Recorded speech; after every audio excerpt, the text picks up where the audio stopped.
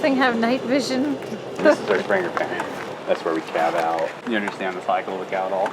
No. Now she's a girl, like a teenager. Never had a calf. And you breed them, and then they have a calf. And then that's your first time heifer. Once she has that calf, just like a lady, she starts making milk. So then you run her in, you start milking her. So then she's a first lactation cow. And then you milk her for, on average, the good old 305 days. And then you keep them in a dry pen where they're not getting milk for a full month. And then they come in here for like 2 weeks. And then they calve out again, go back in the milk stream. Now, do you inseminate all your cows? Yeah, we inseminate them in the milking pen. And then what are the bulls used for? Kind of clean up. Cows we don't get pregnant. We just have one pen with some bulls in there. Sometimes cows, I think personally, I just think they don't like AI. You know, I think some cows just react better to a bull. You know, her rear legs aren't wide enough. And you'll breed her to a bull that'll widen her rear legs out a little bit. And see her rear teat end, see how her teeth are together. It's kind of a pain milking, so you'll breed her to a bull that has wide rear teat ends. Do you have any trouble with like teenagers coming in and tipping them or anything? No, cows are pretty tough to tip. You see, they really don't sleep standing up. Yeah. You can see them there chewing their cud, they kind of get stagnant, and that's where the tipping thing comes in. You really want to tip an animal. Horses sleep standing up. That's never successfully tipped a cow. We all tried that in high school. I have a friend who was dared to tip a cow, and she was too scared. There was one leaning against the opposite side of a fence. They said, well, that one's easy. You can just push it through the fence. Yeah. And so she went up, and she put her hands against it, and then pushed as hard as she could, and her arms went through it, because it had been dead for a long time. And she was like, They did that on purpose. Yeah. Someone planned that. Can we pet them or no?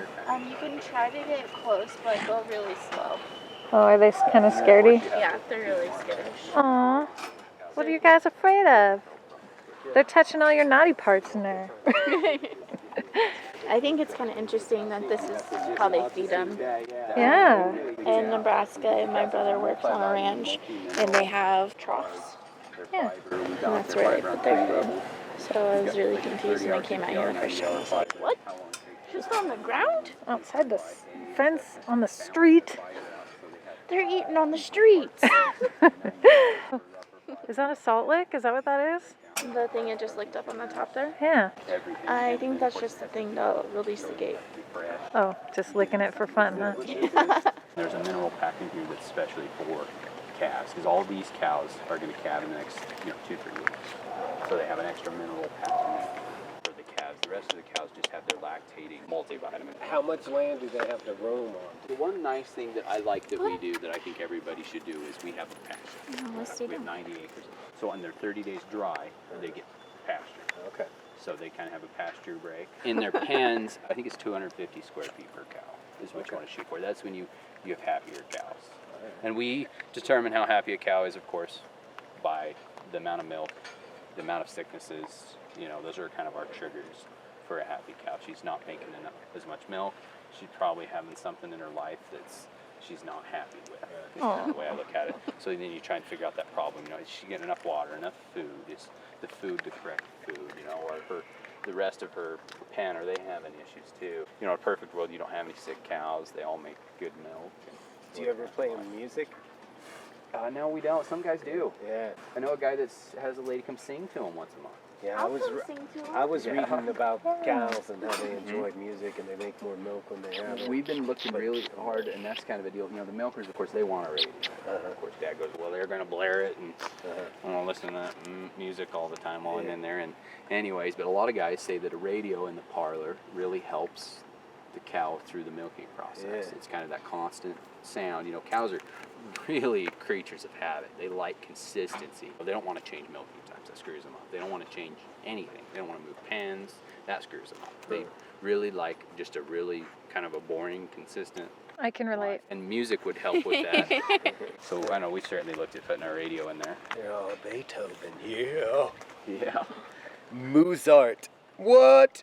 I think it'd be some Spanish music if there was a radio in the. They'd be some festive cows. See this. There's There's look some at that. corn silage in there. There's some flaked corn, kind of like your corn flakes. Same thing, just not deep fried. dry hay.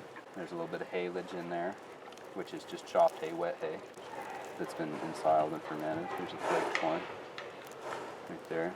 And then there's a soy meal and a whole pack full of grains. What do you do with the milk? Like you sell it to Walmart, you sell it to certain dairy, Jerome you got cheese. your own? Jerome cheese, company called Nabisco, recently bought up by Agripor, a Canadian company. Okay. They run the plant we sell to in Jerome. They come twice a day. That's why we built a bigger tank, because we have to be picked up twice a day to pick up that tank and bring it in. Okay. And they typically make mozzarella, cheddar cheeses, mild cheddars, provolone. Are you a good cheese fan? You like cheese? I love cheese, Okay. absolutely. And then, of course, the byproduct of cheese is your whey protein isolates. And that's where you're getting your sports drink. And that's benefited us in the dollar end, I bet. because all of a sudden now this byproduct that we used to actually feed back to animals, they're drying it, turning it into this whey protein powder, putting in sports drinks. And all of a sudden, at times, 20% of our milk checks coming from the protein. So it was a huge price bump, which is really nice. What are you eating? But that craze has really changed the industry a little bit. But you have different things you make out of milk that work well together, and cheese and whey protein work well together. Whey protein is what's left over when you curdle your cheese. The uncurdlable proteins, that's your whey protein. So it was just a byproduct that was thrown down the drain for years, or fed to animals.